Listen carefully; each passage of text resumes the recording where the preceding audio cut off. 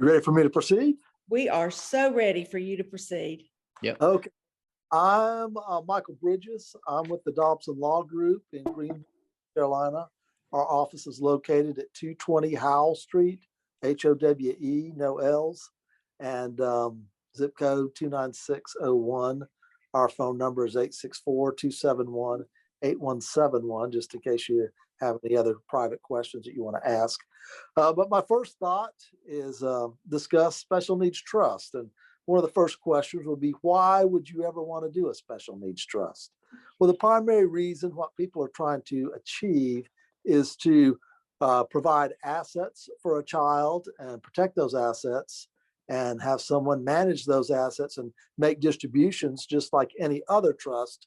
But in addition, the primary reason is to achieve any necessary government benefits that may have asset or income restrictions.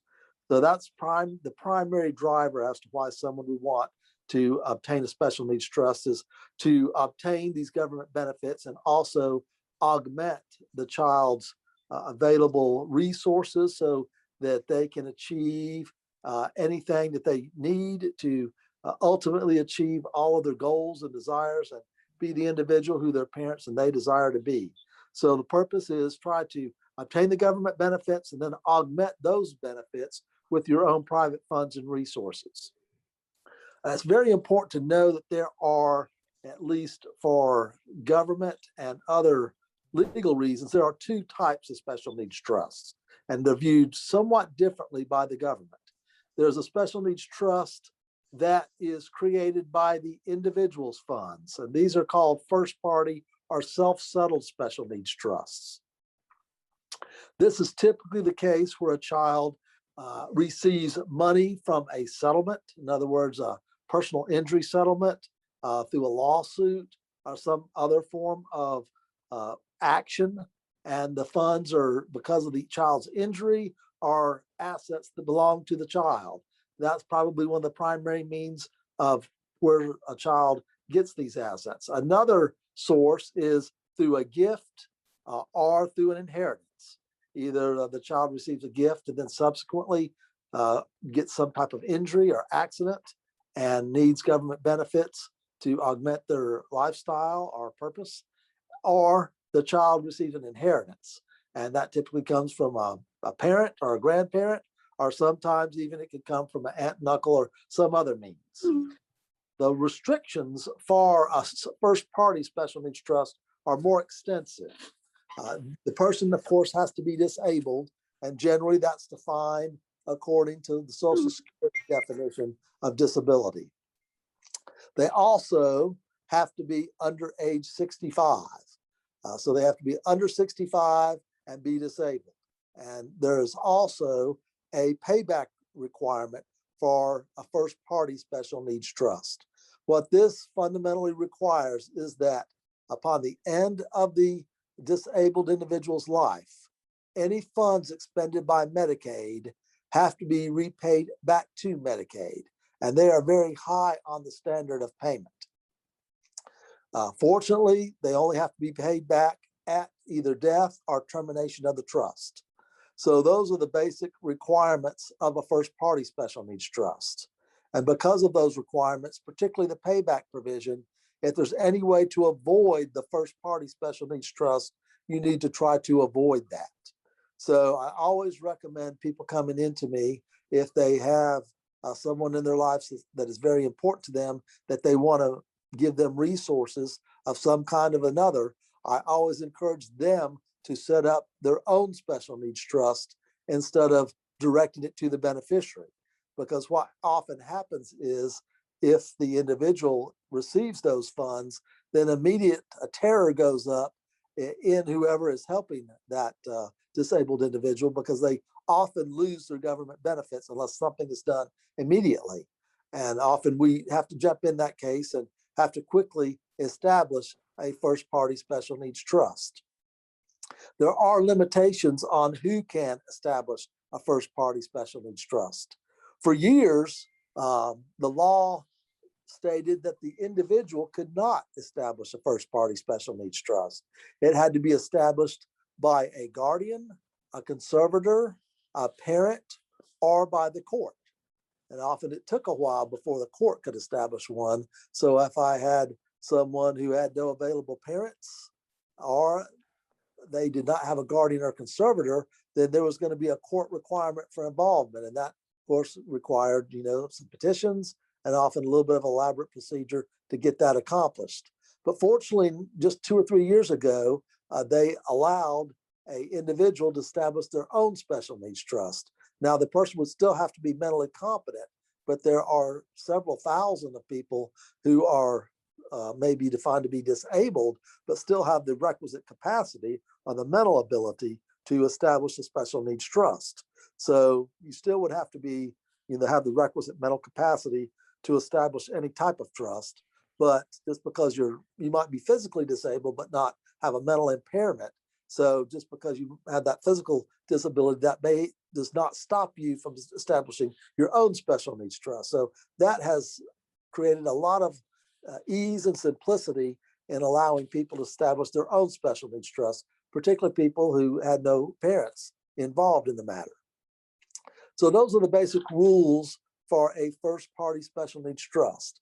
They have to be under age 65, they have to be disabled, and they have to also have to be created by certain individuals. It can be established by the individual themselves if they still have the requisite mental capacities to establish a trust, parent or guardian or conservator. And those are the individuals that can establish the first party special needs trust. Like I said, the typical situation would be an inheritance or a gift or some type of settlement. Occasionally, I have seen cases where someone obtained that in a divorce decree. Usually the situation would be one of the spouses gets a disability and then subsequently gets divorced. And then as part of the divorce settlement, the funds can be established to fund a special needs trust for the disabled spouse. So that is another option out there just in case that comes up. So as I mentioned, the main desire is to do a third-party special needs trust if possible. The requirements are not as nearly as severe as with a first-party special needs trust. It does not have to be a parent. It cannot be the individual, though, with these assets, though. So the individual cannot set up the special needs trust for themselves. They can, but that would be a first-party special needs trust. So as long as it's somebody else's assets, that is what we call a third-party special needs trust. And sometimes it's called a supplemental needs trust. But these trusts are established with somebody's assets other than the disabled individual. So I'll say that one more time for emphasis. These trusts are established with assets other than the disabled individual. The most common situation would be a parent. I have seen grandparents establish those or some other relative, but it would not be the individual. The advantages of this third-party special needs trust is there is no payback provision required. So the government does not have to get paid back one dime out of special needs trusts. Also, there is not the age 65 requirement. They can be any age whatsoever from 1 to 116 or whatever age they have. Often I establish trusts for often a spouse or someone in their 80s who may have a nursing home issue, and they set up these trusts so that someone could qualify for nursing home benefits or some other long-term care benefit. So third-party special needs trusts don't have near the restrictions. Another important point is, what does the trust have to provide? And again, you have to remember what is the goal here is to qualify for some government benefit program. So how do you qualify for the government benefit program? Well, the primary means through the trust is that the individual or the beneficiary cannot demand money from the trust. So because of that, the trustee must have wide discretion to make distributions, and the beneficiary cannot demand a distribution. Therefore, the trustee typically has full discretion to make any all or no distributions of income and principal to the beneficiary. And that is how you qualify for government benefits, because the disabled individual cannot make a demand upon the trust. Medicaid or SSI says, well, it's not an available resource. So that's the key point or objective we're trying to achieve, is that we don't want the assets in this trust to be accountable resource, because if they are accountable resource, then all the assets in the trust count. It would be the same as if the individual had it in a bank account. But if it's in a trust and the requirements there are that the trustee has full discretion, typically to suspend as much, a little, or none of the trust principal or income to the disabled individual, then that is what we want. So therefore, Medicaid and Social Security, SSI, cannot claim it as available resource. So that's the whole purpose. You'll see a lot of language in special needs trusts in addition to that. And typically, a good special needs trust will try to give a roadmap of factors and considerations that the creator of the trust should consider for the disabled individual. It should refer to counseling, educational programs, evaluations, even trust accountings. There's a whole list of litany of things to go over, trying to achieve the maximum benefit to the disabled individual, try to fulfill all their needs and goals, and hopefully even allow them to come out and not be subject to government benefits if possible. So a good special needs trust will contain a lot of provisions as to how to achieve that, how to assist the disabled person to obtain any and all government benefits, and also any private benefits that might be available, advisable, or necessary. So that's often what we try to do to put in the special needs trust. The main objective is, make sure that the trustee has full discretion. Therefore, they can't count it as a resource. Once you talk about trustees, it is very, very important who you select as a trustee. Many people try to name a friend, a relative, someone they know to handle a special needs trust. This can work, but I will have people know that often it does not work. The rules, particularly if you're on SSI or supplemental security income, are very strange and unusual, and many people run afoul of these rules. Basically, what SSI provides is they provide a check to the disabled individual, and the check is what they consider to be for housing and food. So if the trust provides either one of those, there is a reduction in the SSI check. It doesn't make sense in our general scheme of thinking, but the government's thinking is we providing you this money for your food and housing, and if it comes from another source, your check needs to be reduced. I've had a number of clients come to me and say, I don't understand this. My trust can buy me cigarettes, but if it provides me food, then I get penalized. And I say, yes, that is exactly right. It may not make sense, but that are the rules for SSI. They can provide you typically anything but food and housing, although occasionally the trust can provide that. It's typically you will get your check reduced by approximately 1/3 of your Social Security check. Michael, can I ask a question on that one? Sure. So does it SSI and SSDI, do they have the same payback regulations on that?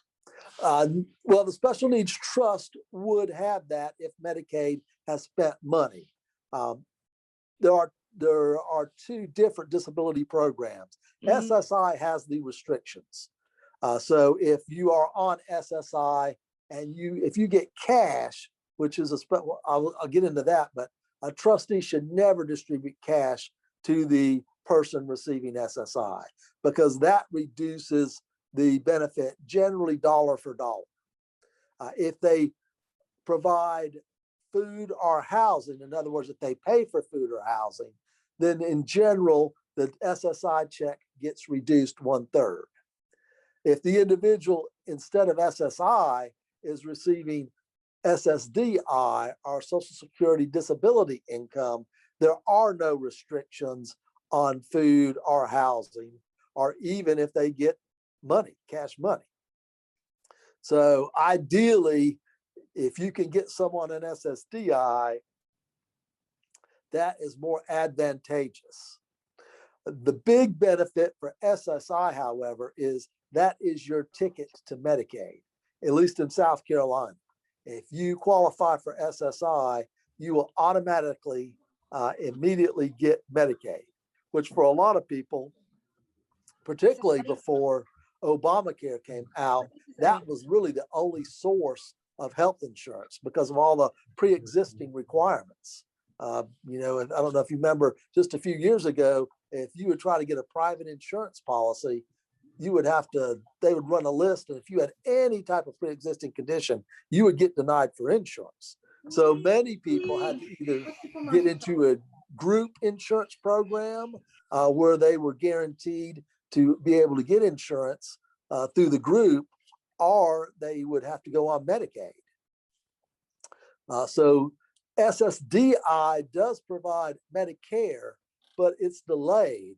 And I never have understood the reason for this, but if you get SSDI, you have to wait 2 years before you qualify for Medicare. And in South Carolina, it's difficult to get, I think it's impossible to get the supplemental policy. So what most people do that are on SSDI, once they qualify for Medicare, to fill in the holes that usually a supplemental policy will provide for seniors, they get a Medicare Advantage plan. And that's primarily if you have someone on SSDI and they're too young to qualify for Medicare, I would encourage them to try to look at a Medicare Advantage plan, because that provides typically everything you need for Medicare. It includes your Medicare, basic Medicare, your supplement, and often it will also include a prescription drug plan as well. So anyone who's on SSDI, as soon as they qualify for Medicare, should look at trying to get a Medicare Advantage plan. Before that, they still need to maybe qualify for Medicaid. And that's something else that's very significant. If a lot of people that when they switch from SSI to SSDI, and this can easily occur upon the death of the spouse, death of a parent, or when that parent tries to get retirement benefits. That can trigger immediate availability in some cases for the disabled child. If they were disabled before age 22, the ability to qualify for SSDI. And that often is a very good thing, but sometimes it is a problem because they then make too much money to qualify for Medicaid program. But fortunately, a special needs trust income can go in the special needs trust in South Carolina. So it is good not only for excess resources, it is also good for excess income. So you can use a special needs trust if you're making too much money to pour that excess income into the trust and still qualify for Medicaid.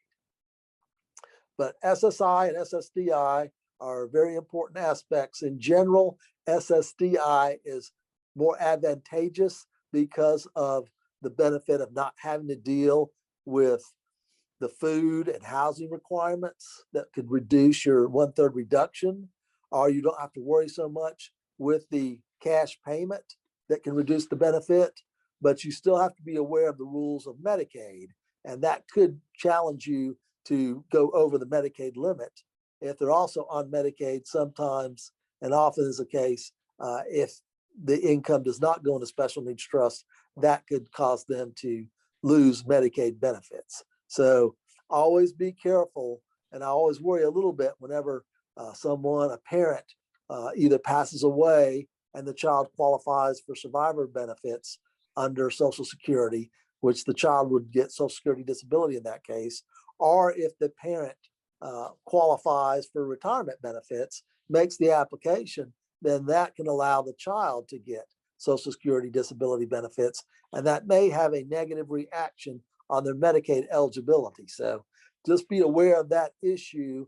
Fortunately, typically Social Security will let you know ahead of time.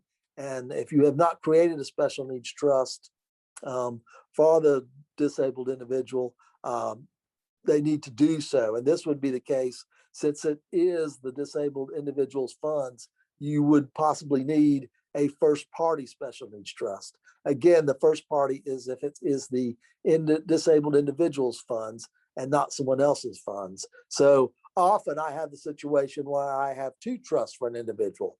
I have the first party special needs trust for the disabled individual's funds or income. And then I have one where the parent or grandparent has a trust for the same disabled individual, but that trust does not have to have a payback provision. So often Can I interrupt and ask a quick question? One of our parents in the chat box asked how to qualify for SSDI. And as I understood it, you qualify for SSDI when potentially when the parent retires or if the parent is deceased. Is that correct? That is correct. Now, occasionally I have people, actually the disabled individual has worked enough quarters to qualify for SSDI. So you can have the situation where the disabled individuals, has worked enough to qualify for SSDI. And the whole concept of eligibility has to do for Social Security is you have to have worked so many quarters. And I believe the amount of income is about $1,500. If you earn that or more in any quarter, then you get a quarter of coverage. You can get if your income's high enough, you can get all 4 quarters in 1 month, so to speak. But there's a minimum number of quarters that you're going to have to acquire to achieve the requisite number of disability credits. And it all is sort of dependent on your age. In general, for most people, you need 40 credits to qualify. But the younger you are, the less that requirement is. I think the minimum amount is 6.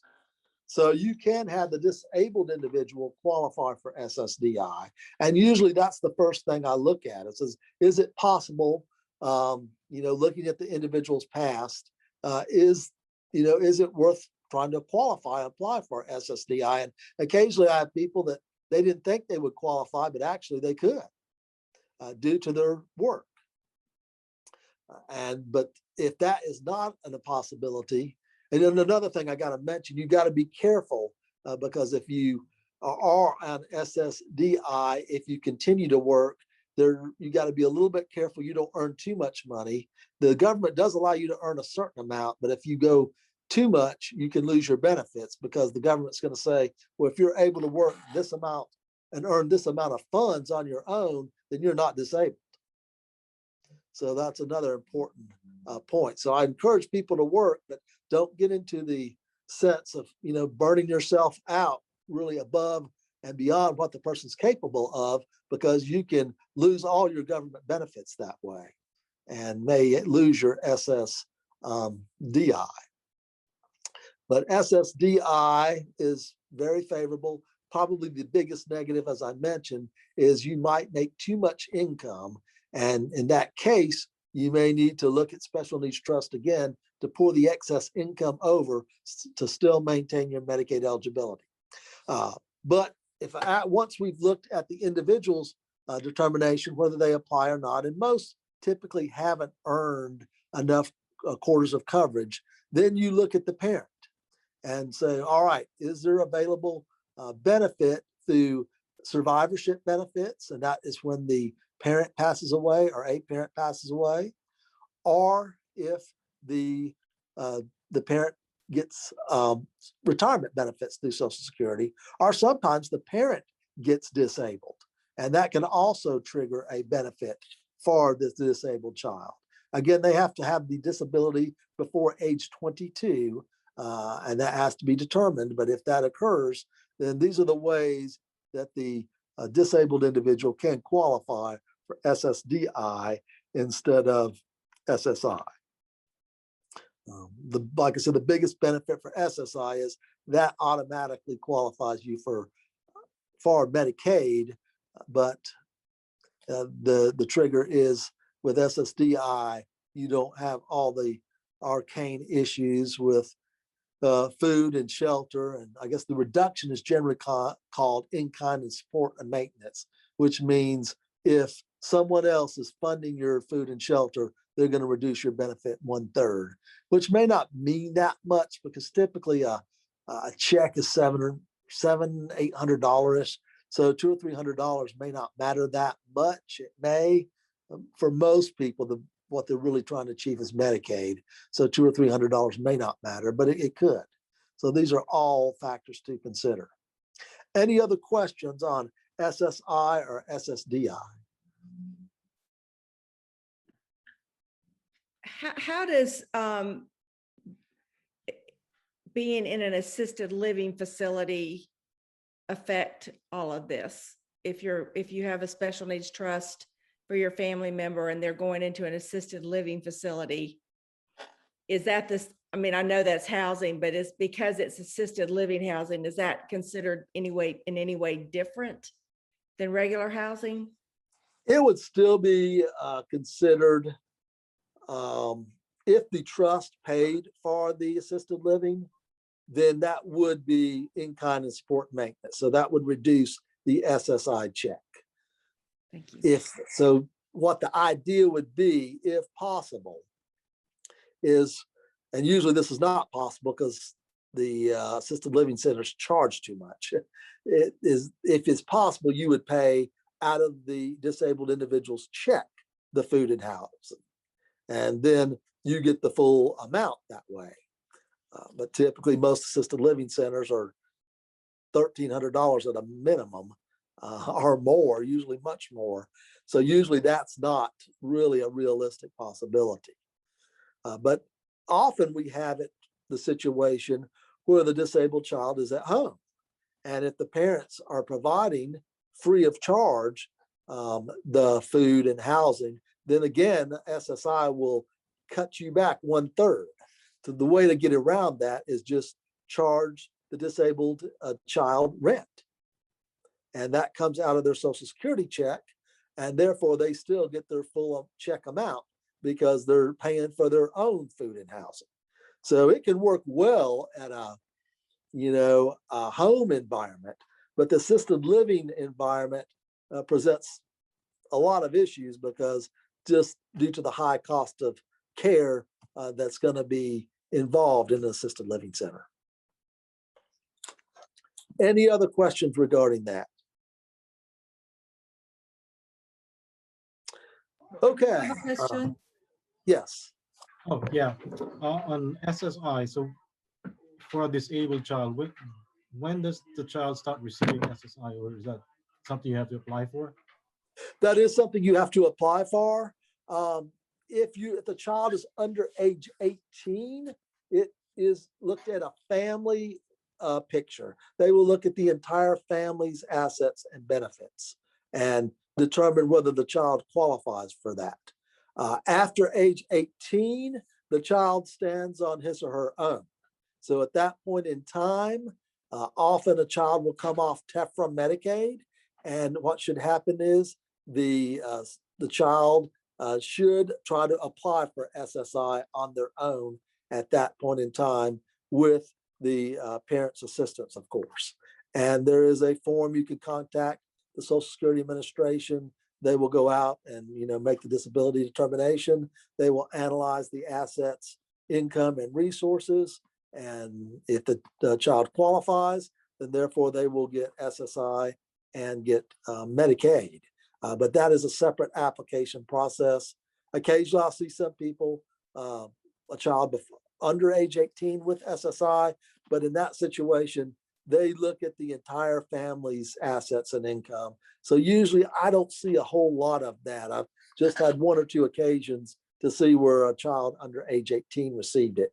Usually it's for someone 18 or over, but upon that child's 18th birthday, you need to start making the application and try to get that person qualified for SSI if you want the benefits of the SSI income and particularly the Medicaid.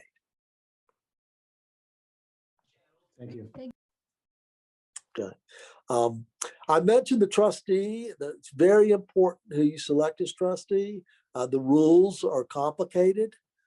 If there's significant assets, I often encourage a corporate trustee, particularly a trust company that deals with special needs individuals. Most trust companies do not. They're dealing with money and wealth and distributions to people who don't have all the rules and issues and practical concerns that a special needs individual may have.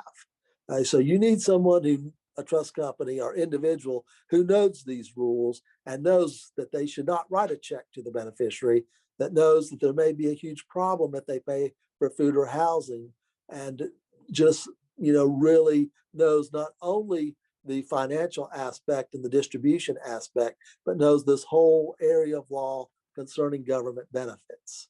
Not saying that an individual who's not experienced this can't do the job. They're probably going to need a lot of hand-holding with an attorney experienced in public benefits, elder law, and special needs trust, and in general, any type of government benefit program. You have significant resources involved in the trust, and I've seen some special needs trusts with over $1 million. And I should point out, there is no limit as to the amount of money that can be held in the special needs trust. I have understood that some people have trusts with several $1 million, and that is permissible. There is currently no limit on what a special needs trust can have. But you need someone that is in tune with the situation, someone that understands public benefits law. Often this person is hard to find. You want someone that understands the individual himself. So someone can understand that person, who cares about that person and often has a deep love for that person. They'll know what that child needs. Often we have a co-trustee situation where you have the loved one involved in the personal care, but you have a corporate trustee who can understand the rules and they work in tandem as a team. I think that's probably the best result, because the corporate trustee doesn't really know the individual, doesn't know what specific programs or education programs or housing programs that person may need. But with the individual who is the loved one and cares about this person, can communicate those facts with the corporate trustee. So that's often a good relationship. And particularly if you have assets over 200,000 or 300,000, I think a corporate trustee may be desirable. Under that amount, typically you're looking at a family member, and I encourage them to know the rules. There is a pamphlet out there for trustees for special needs trusts, and I often provide that to my clients if they request one. And generally always try to give that out so everyone knows the rules and the game playing. But even the best of individuals with the best of intents can make mistakes in this area. So I would prefer a corporate trustee, at least as a co-trustee if possible. And if not, then talk to an attorney or get really well educated on all the nuances of special needs trust law and the government benefit programs, and particularly the means of making mistakes and losing those government programs. So when would you activate a trust? Well, it depends on the type of trust. For a first party special needs trust, whenever funds come to that individual, either excess income or through an inheritance or through a settlement, usually immediately you want to try to get those benefits or get those benefits back, and you want to try to do that as soon as possible.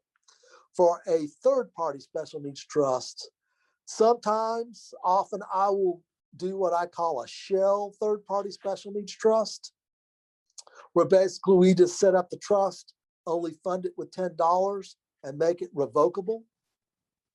And then that way, really, it only gets assets when the last parent passes away. Because in most of those cases, the parents are going to supply that child's needs as long as they live. And it's only when the last parent passes away will that trust be funded. So often I use the revocable trust aspect and approach, since if the child will not need funds and those funds will be provided by the parents during their lifetime, often I make it revocable. And what's the good part about having the revocable trust is you can immediately name the trust the benefit of insurance proceeds, for example. And typically would be the case where you have a parent, let's say a husband has a $500,000 life insurance policy. Typically you name his wife first, but then you can name the trust second as a contingent beneficiary. So if the spouse, if the wife in that case would pass away first, then the funds can immediately fund that special needs trust. And I think it's easier to have a trust already in existence, what I call a standalone special needs trust, if you're going to use a beneficiary designation. And in this day and age, we often see a large part of estate assets of an individual pass through beneficiary designations. IRAs, perfect example. You know, you can name the special needs trust a beneficiary of the IRA after the spouse. And there's been a recent change in the law with IRAs. The Secure Act changed the law where it used to be whoever was named a beneficiary could get the distributions over his or her lifetime. Now that's been changed to 5 or 10 years.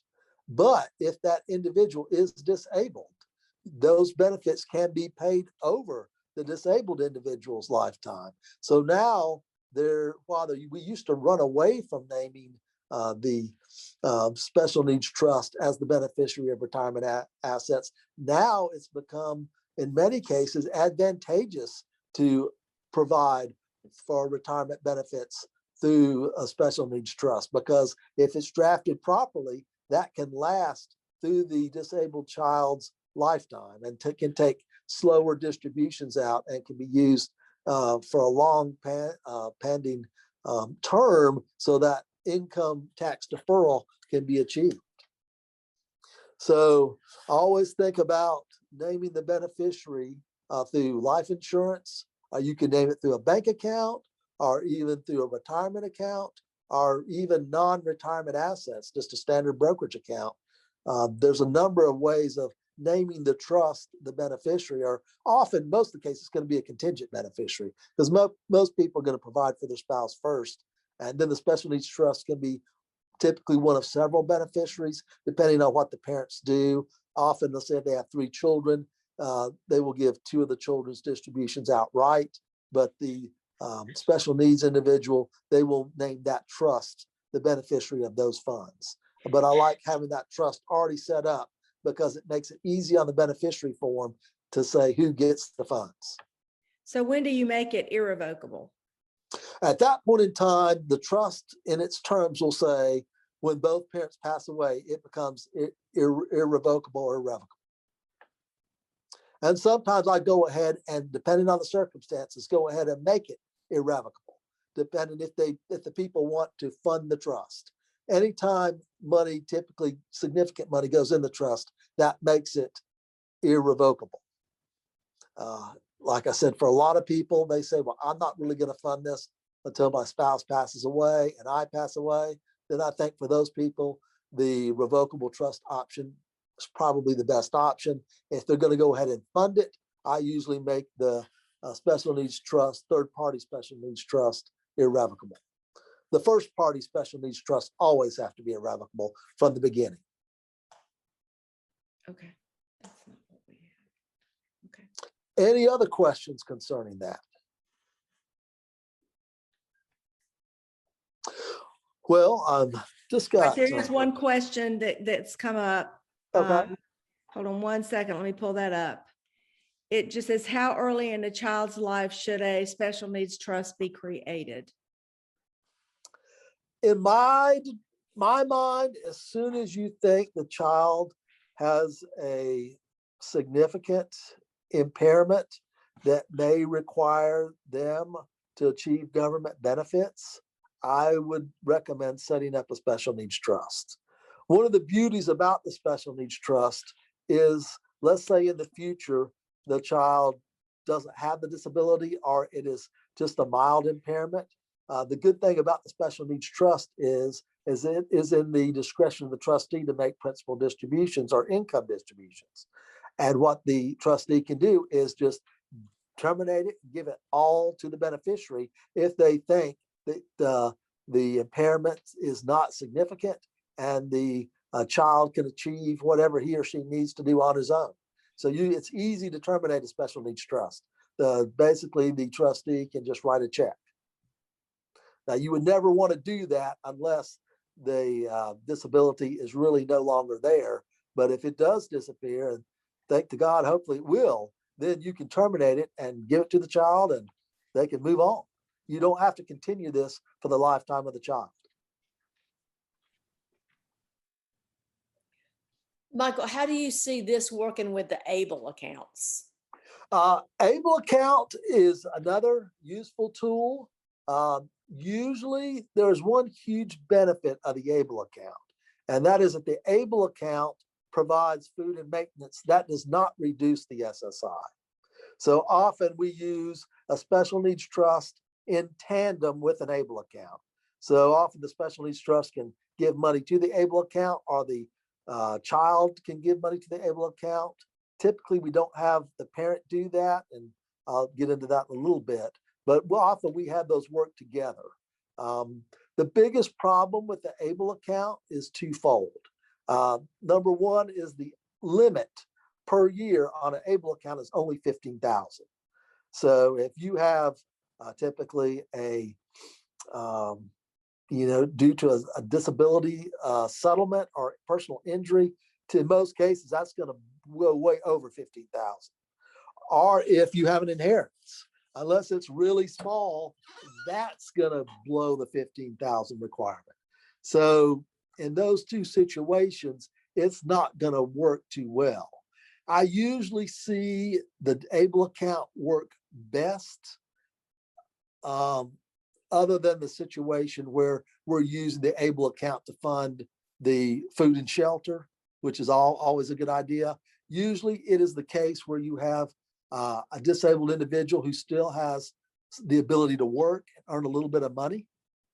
And that's really good for them to, park those benefits in that ABLE account so they're not counted.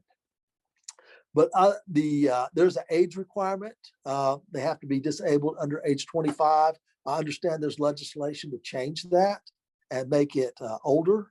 But another big problem, in addition to the age requirement and the $15,000 per year maximum contribution, is there is a payback requirement with an ABLE account.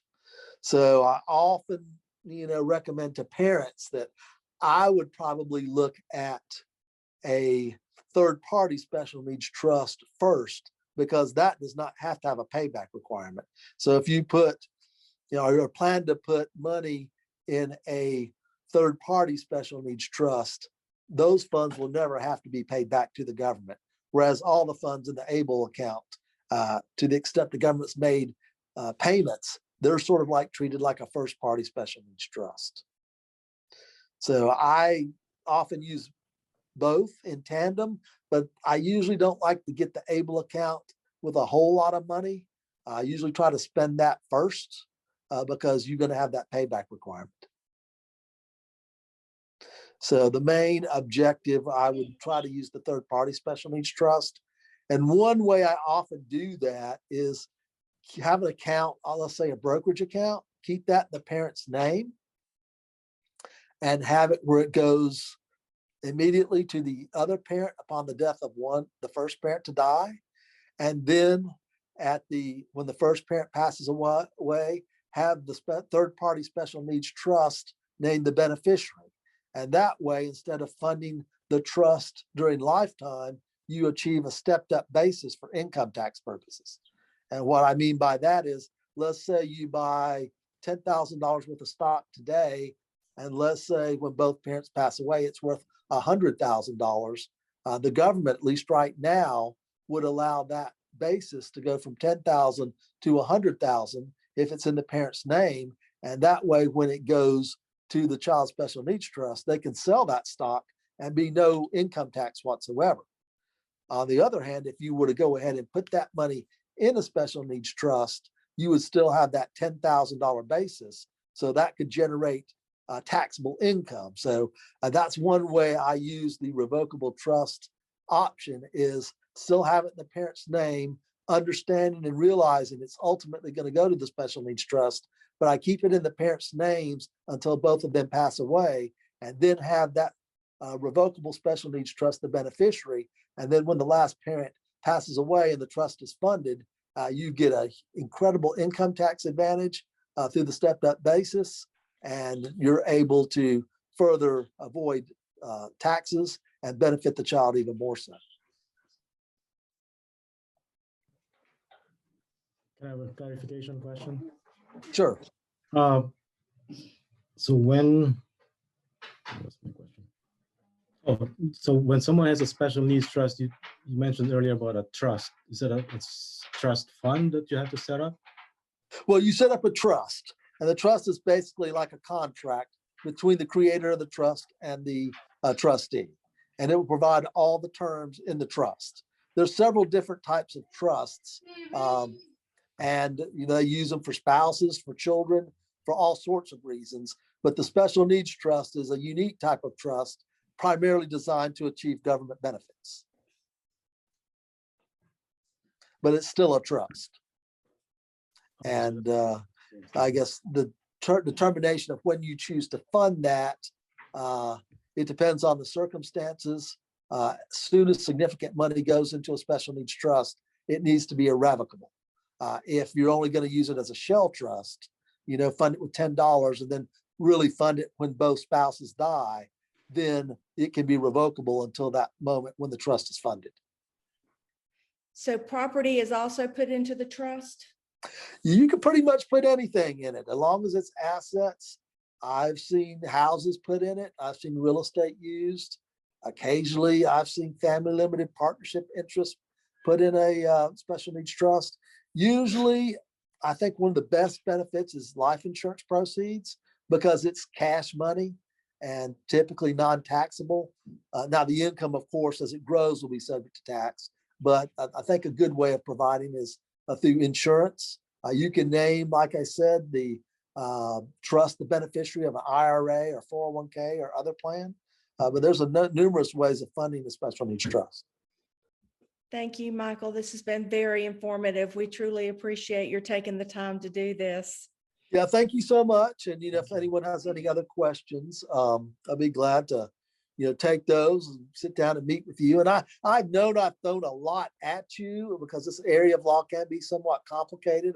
In fact, it is complicated, but it really is a wonderful means of still achieving the government benefit, but having this, I call it like a piggy bank, a pot of money that can augment that child's life in so many different ways and still achieve those benefits. So I think it's a wonderful thing the government did. And if you have someone who may have a disability, I would strongly encourage the Special Needs Trust to be a part of your estate plan. Is there just a range of what it may cost to set up a special needs trust? Just in case someone would ask that. It depends on the type and how sophisticated it goes. And, I usually try, if people are low income, I try to give people a break. And, if I do the overall estate plan, I used to like to incorporate it, and I give a little bit of a break, but generally the range is going to be $1,000 to $2,500. And sometimes, I have been able to do revocable trust package for the parents and the child, the special needs trust for the child in the $2,000 range for a complete estate plan. So it's not terribly expensive, at least not for me. No, thank you for your time. Thank you so much. Well, if anyone has any further questions, you'd be glad to meet with anybody as they desire. And I wish all the best. Thank Thank you and have a wonderful you. weekend. Happy Thank you so Easter, much. You everyone. too. Thank you. Bye-bye. Bye. Bye-bye.